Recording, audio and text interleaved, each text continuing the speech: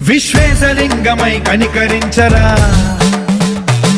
విధి లిఖితమునిక పరపర జరిపి అమృతమి కురిపించరా రామేశలింగమై మహిమ చూపరా